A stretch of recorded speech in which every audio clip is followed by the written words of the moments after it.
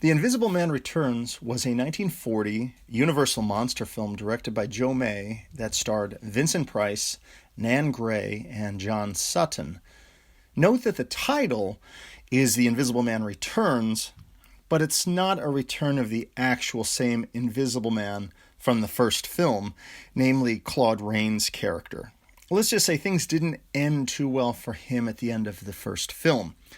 Rather, this is a new Invisible Man, here played by Vincent Price in one of his earliest roles. And of course, you don't really see much of him in the film, but it's definitely his voice and acting. Nan Grey plays his sweet and patient fiancé, and it was interesting to see her again as I recently watched her in Dracula's Daughter.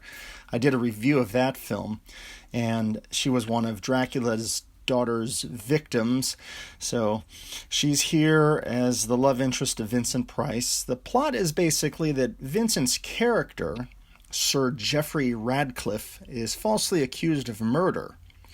But Dr. Frank Griffin, who was the brother of the original Invisible Man, he gives him this invisibility potion, and he's able to sneak away unseen. So there's the usual stuff with him sneaking around, and similar to the original, this invisibility potion starts to make him go a little bit crazy. So we kind of see him degrade in his character. The subplot is basically about him trying to clear his name of this crime he was falsely accused of. So in a way, it's actually reminiscent of the Abbott and Costello Meet the Invisible Man plot, which had that similar element of an innocent man trying to clear up his name and his reputation. So here it's Vincent Price trying to do the same thing. There's a couple close calls and near escapes as the police try to smoke him out of a building. But he manages to escape, and he is suspicious that this character, Richard Cobb, played by Sir Cedric Hardwicke, also his cousin, is the actual murderer. So a lot of the events of this film just kind of lead up to the confrontation between the two of them. And I'll let you see how it comes to a conclusion. It's an exciting ending. And, I thought this was a fun film. It's always great to see Vincent Price.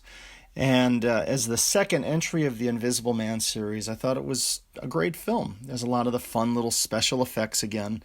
And like before, he is technically the monster of the film.